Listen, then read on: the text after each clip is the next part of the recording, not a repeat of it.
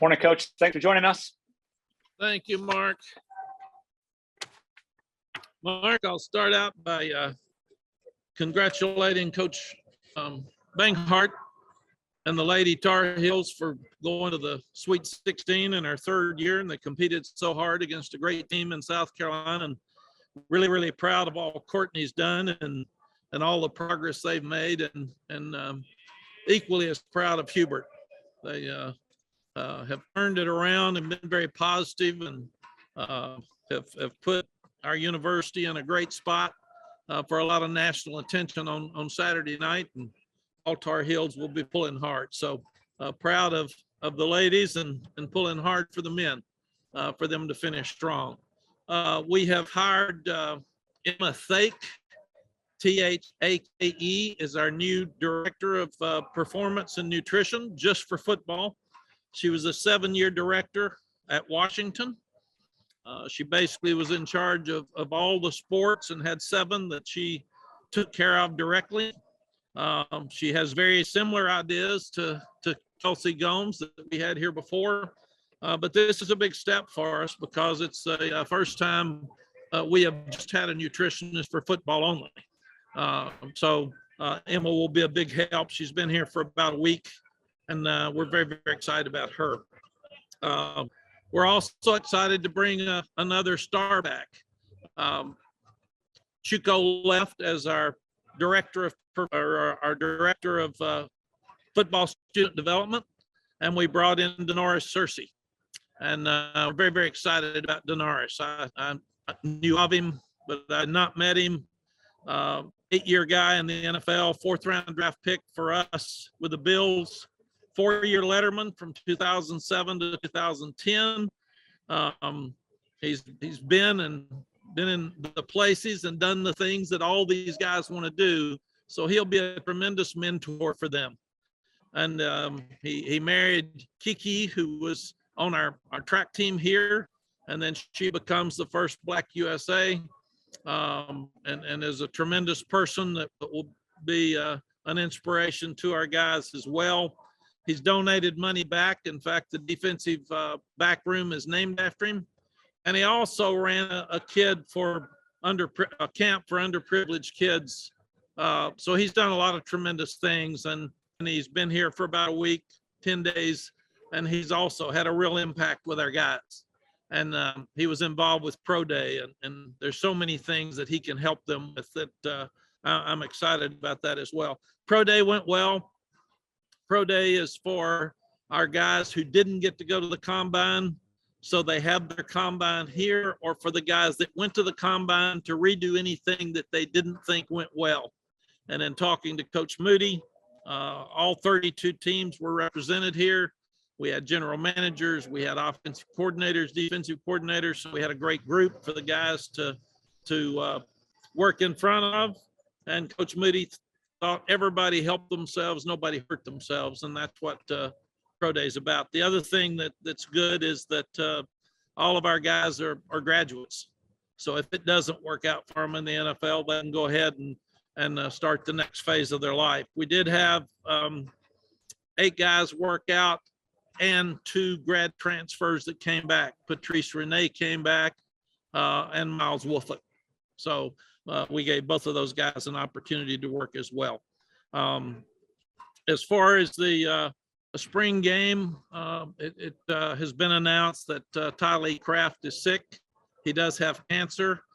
So we're going, and because the players wanted to, we're going to name the spring game this year Tylee Strong, and get Tylee, if he feels like it, to come out and be an honorary captain for the game. And because he's been out to a couple of practices, and we're looking at maybe some other special young people that are fighting through some things like Tylee are to come out with him and be honorary captain as well. That game's on April the 9th, and we'll start at 3 o'clock. It's a 2-hour window for ACC Network, which is scheduled by the ACC office. So we'd like to encourage all the fans to come out. It'll be after the national championship game in basketball. We'd love to have everybody come out and watch and see what next year's team looks like. And we should have a great game. Our last scrimmage on Saturday was good. We have guys like Cam Kelly and Geo Biggers who have not been able to hit during practice, but we let them scrimmage basically in a yellow jersey along with Storm Duck. Storm's doing a lot more now. We feel like he can probably be turned loose and let him go. So we went with basically thud, which is everything's full speed without tackling for the first 30 plays. And then the last 45 plays were a full speed scrimmage that I thought went really well. Just a very quick update here on some personnel things, and then I'll answer your questions. Very pleased with Corey Gaynor.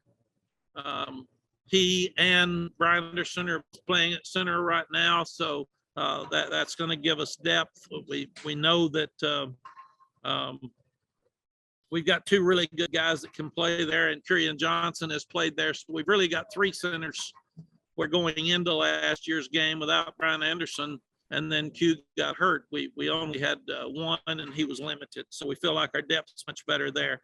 I like what I see out of our offensive line. We're still looking to get that 10 guys, and a lot of young guys are playing a lot. The early enrollees, we're just throwing out there, and they're having to learn on the run. We told them to not feel pressure at this point, but Zach Rice is going to be a really good player.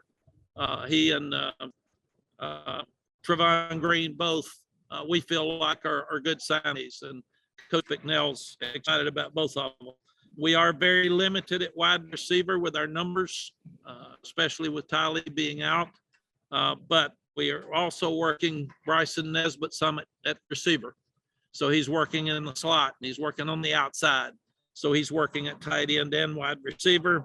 Josh Downs and Antoine Green are doing well, and J.J. Jones and Corey Paysor are really working hard to get some snaps as well.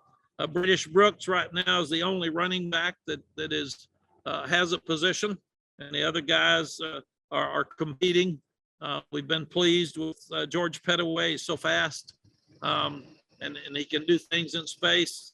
DJ Jones as well. We had a lot of live contact today in practice, and all of those running backs need to compete in practice at full speed, just so we can see them break tackles and see who those guys are. So somebody's got to step up in that area. Quarterbacks are all playing well. You've got Jacoby, you've got Drake that we know are competing every day to try to get the spot. And we're doing as much scrimmage type situation, live situation with them as we can to put them in a very difficult spot now before we get to next fall. We've also been pleased with Connor Harrell. He's got a really quick release. He's quick. So it'll be fun to watch him a week from Saturday as well. Defensively, the defensive line continues to get better. Travis Shaw's, he's hard to block inside. He's so big. He has played well.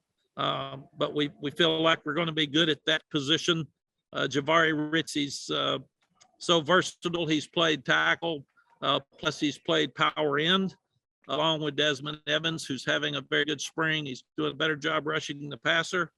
And we've moved Bo Atkinson over to power end, and we're pleased with his progress.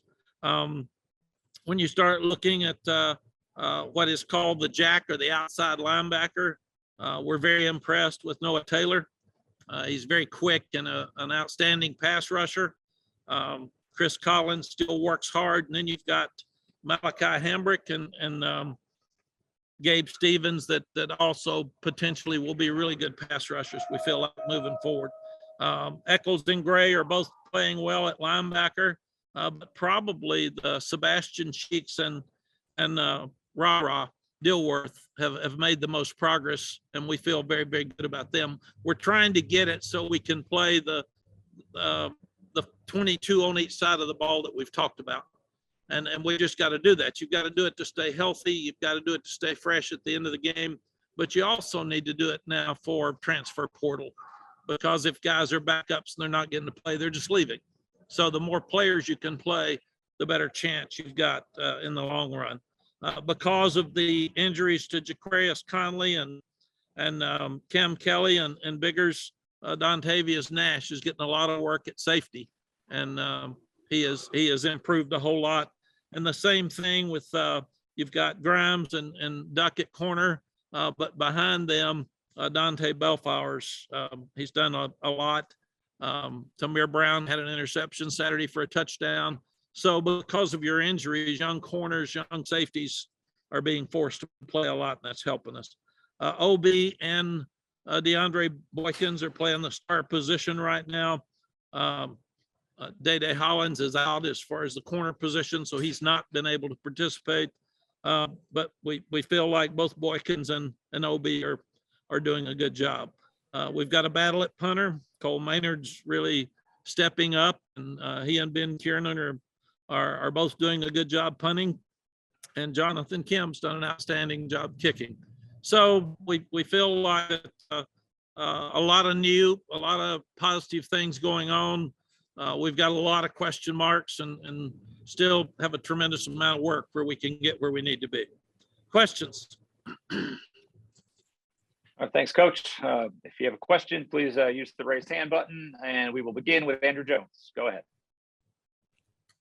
Hey, Coach, going back to the defensive line, what's the optimal number of guys that you will be able to roll into the opener that can put a hand on the ground and be trusted? And where are you now in that respect? And the second part of the question is that a position right now that you're able to get maybe one of the healthier looks because of the number of guys that are available?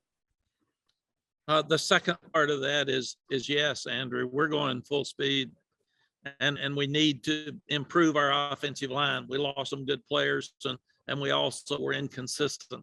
So we're working hard to make sure we don't have sacks and the quarterbacks get the ball out of their hands fast. And if we do have a sack, why and what needs to happen differently? Did we not chip at the back or the tight end?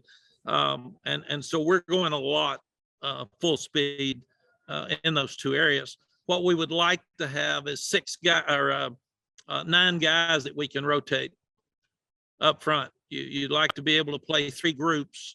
And right now, you've got Tamari Fox out, you've got Jalil Taylor out, and you've got KJ Binkley out.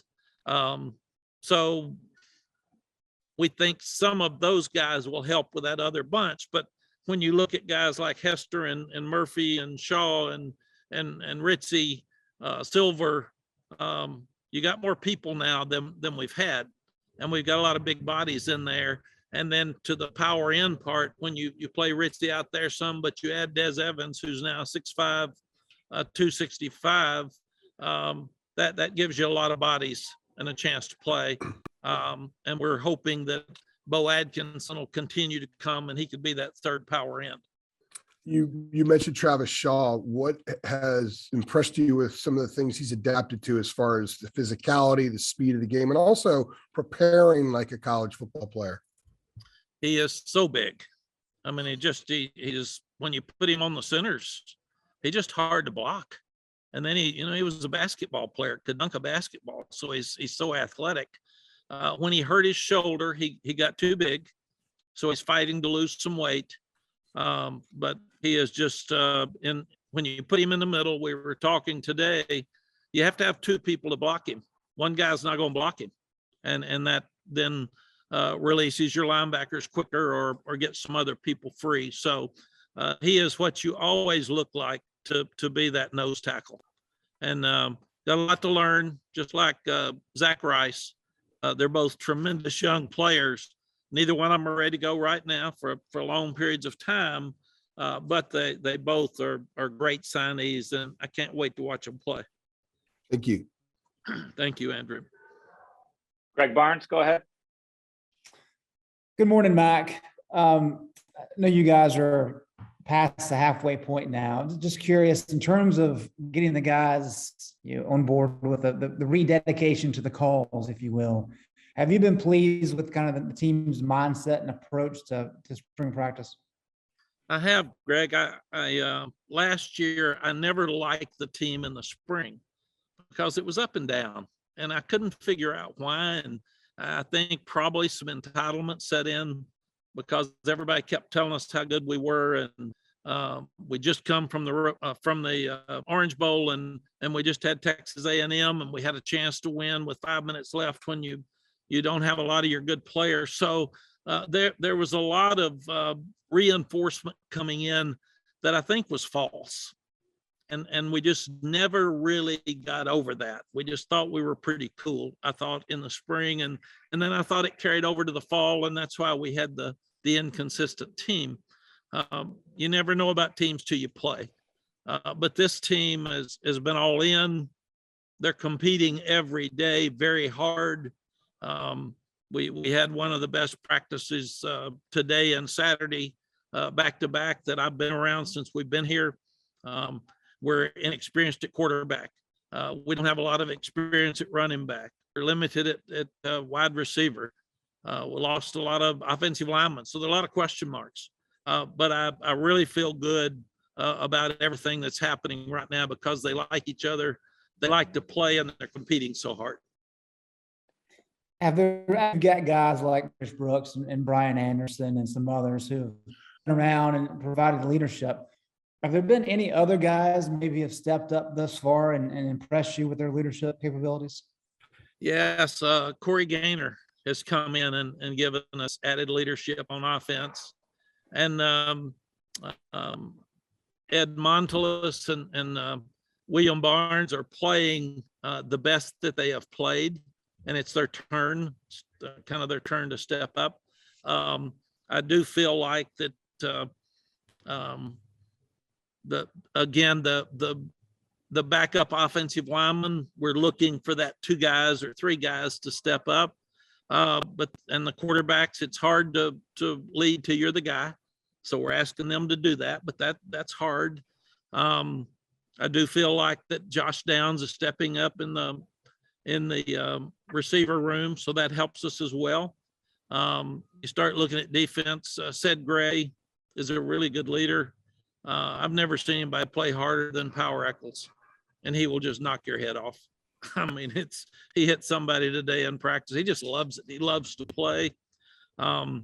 Don Chapman is out there and healthy. And again, he came back from a knee operation at Notre Dame, and here he is playing in the spring at a very high level. So a lot of those guys are stepping up right now, and we're really stressing leadership. And I feel like we're getting it. Michael Carter, I said, came out to practice one day and said, "What do you see? We just need more alpha dogs to step up." And that's what we got to do. And it's, I feel like they're stepping up in their own units. They're not stepping up as much right now for the whole team. And that's the next step. Thank you. Thanks, Greg. Dina King, go ahead. Hey, Coach. March has been a big recruiting month for you guys. You've had a lot of prospects on campus watching practice. How do you guys feel on the recruiting front? We feel good. It's slower this year because it's again, they're getting out of the COVID mode and they're wanting to visit a lot of different places. And then you got new coaches at some of the schools that have new hope, and we didn't finish like we needed to. So we feel really, really good about a lot of players. We just haven't gotten many commitments at this point. I think that'll be coming. Everybody's starting to set up official visits now. And we'll probably have a lot of official visits in May and June. Also, Coach McNeil just recently hired.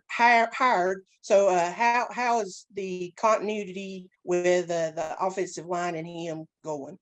I think it's good. We're lucky that he's got so much experience that he could fly in here one day and be coaching on the field the next. And he's positive, he's upbeat.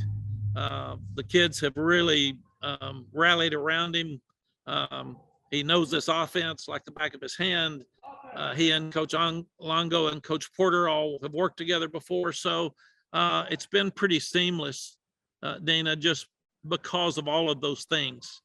And he's, I like his attitude, and I really like what he's bringing to the offensive line. Thank you, Coach. Thank you. Chapel Fowler, go ahead. Hey, Mac. How has your relationship with Hubert changed since he got named head coach about a year ago today? And can you elaborate a little bit more on what's it like to see him just go on this huge run this month? Chapel, it hadn't changed any. I've been a friend of Hubert's when he was here before, and then when we were at ESPN together, and then with him returning. So it just puts a smile on my face to see how he's navigated these waters in his first year and handled things so well, and have taken from struggles early to getting a little bit better to now a legitimate chance to be the best team in the country. So I'm just so proud for him and the assistant coaches, and to watch them prepare and not have an off day against St. Peter's the other day, which would have been really, really easy to do with everybody talking about Duke being next. I was very, very impressed with the attitude that we took the floor. We dominated the game early. There was never any question who was going to win that game. And I thought we took St. Peter's heart out early in the game. And that was one that could have been really dangerous if we'd have gone out there and stood around and been cool. So I really liked what I saw. And I talked to our team about that this morning. You got to play, and you got to play every day. And you can't take anything for granted. And everybody's good enough to beat everybody anymore. So man, go for it. And so I'm so proud of them and can't wait to watch the game on Saturday. We've got our high school clinic Saturday, so we're expecting a lot of high school coaches. We've got a very important practice. We'll have a lot of recruits afterwards, so I'm not going to be able to go to the game Saturday night because I've got to stay here and take care of business here. But I will get home in time to make sure I'm on my couch pulling hard. Thanks. Thank you, Chapel. Gregory Hall. Mack, I didn't know you were such a basketball analyst there. Well, I'm a huge basketball fan. When you're from Middle Tennessee, you play basketball and you enjoy it. And I watch every game. I'll watch the NIT. I'll watch it all because I love to watch them compete. With the wide receiver room, is being limited more of an experience, guys not stepping up, injuries? What's going on in that room? Gregory, we've had a very unusual circumstance there when Bo Corrales goes to SMU after not being able to play last year. And then you have Chaffrey, Brown, and Emory Simmons transfer. And then Tylee gets sick. So all of a sudden there's 4 guys that you were planning on that aren't here anymore. And that's kind of what the transfer portal does to you. And we haven't been able to find the right transfer to plug in. And then because you're limited in the numbers, sometimes they get sore, and you have J.J. Jones and pulls a hamstring. So he's limited some. Justin Olson had a procedure done after the season, so he was limited some. And now those guys are back, but we're still playing with about 6 guys when we'd like to have 13 in that room.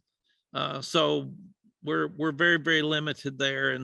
And I can't wait to get Doc Chapman and Andre Green coming in June, May to June, because that'll help us with the numbers.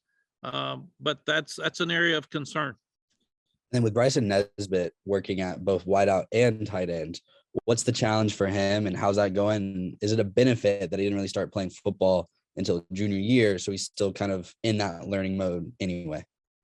Yes, Gregory, I think twofold. It's fun for him to be outside and be a mismatch on routes. It forces him to learn more about the routes. And even though he will play more at tight end than wide receiver, his route running outside is going to really help him improve his mismatches on linebackers and safeties inside. So I do think it's going to help him more and more. And we just feel like he's a special player, and he's enjoying getting a little piece of all of it. And the other thing we've done that's really helped us, we've put Josh Downs all over the place. So he's playing outside and inside. So people can't bracket him anymore. We let people do too much of that last year. And because of that, Kobe Paysauer is playing a lot more at slot. and that's forcing him to play. And then Gavin Blackwell, which I haven't mentioned, he caught a deep ball for a touchdown today. So a lot of people are getting a lot of work. We're going to go into that opening game with a lot of question marks. Thank you. Thank you, Gregory. Ross Martin, go ahead. Hey, Coach Brown, I have another kind of basketball related question, but wanted to kind of see if you could speak on the symbiotic relationship between the two programs and how a Final Four run can help the football team in terms of publicity and getting the brand out there, and how you use the basketball team. I know you'll do a lot of recruiting events that include basketball games can help the football program. Yeah, Ross, the sports is basically the front porch to our university, because we get more publicity through the sports program, good and bad. That's why it needs to be good, than anybody else on campus. And it's just invaluable how much the ladies and now the men going into the Final Four, how much publicity that will give our university across the world, and how much it matters. And all of our football prospects and our players are pulling for our basketball team. And when they come, they do want to go. A lot of our guys that are on our team go to every game, and they want to be there. Puff Johnson, we see him every day.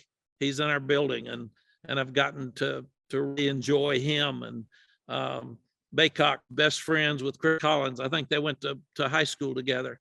So there's a lot of overlap between the two programs. And every time North Carolina is talked about on TV, it helps us. It helps us in recruiting. And people always used to say, well, that makes it more of a basketball school or not. No, it's us. It's us. It's the Carolina Blue on TV, and everybody wants to see you be successful. So every game that they win, it helps us, and we pull for them so hard. Okay, our final question today will come from Art Chansky. Go ahead, Art.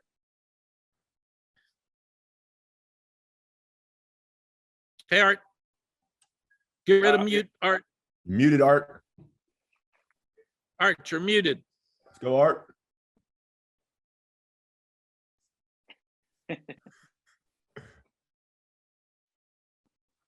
Art, you're muted. I'm There we go. unmuted. Hey, We got All right. it. hey, I apologize for all this techno. I'm a techno nerd. And I had to jump off for a phone call. So if you've answered this question, I apologize for asking it again. And you don't have to answer it again if I've asked it. Okay, I've In most of the mock drafts I've seen, that Sam has dropped to the second round. Is that something that happened in the combines, or is that either intangibles that will make whoever drafts him get a player that maybe tests better? And did he go to the pro day, and did he make up for some of that, like you said at the beginning of the conference? Yeah, Art, one thing I've learned through my many years of being a head coach is nobody knows what's going to happen in the draft. There's so many models, and I've seen him in the top 15. I've seen him in the top 25. I've seen him early in the second round. And that's just, that's what when I was there in the media do, we project. But we really don't know what's going to happen, because it just takes one team to pick you. And those teams aren't going to show their cards now and tell you who they're going to draft, because they don't want somebody up to draft. I sure hope he's in the first round. I thought he had an outstanding pro day yesterday. He was throwing to Ryan Switzer and some other guys that he had thrown with in Charlotte, and he missed very few passes. He was sharp and looked very, very good. So, but I do know about the time we think we know where somebody's going to be drafted, and we're sitting there on draft day and it doesn't happen. Everybody's shocked, but it doesn't shock me. I've told the guys, don't ever prepare to be drafted anywhere. You just wait, you see where you're drafted, and then go make your team. But I think he's got a great opportunity, and a lot of people are very interested in him. The 32 teams that showed up yesterday, 32 don't show up many places, so I figure most of them came to see Sam. Thanks, Coach. Thank you so much. It sounds like we've got Denora Searcy with the guys. So thank you. Yes, I got a special treat for you. Danaris is going to come in and talk to you a little bit about his new role. So he's here with us. And like I said, I'm excited about meeting Kiki, and I just met Danaris, and he's had a real impact already being around the kids. So let's welcome Danaris Searcy.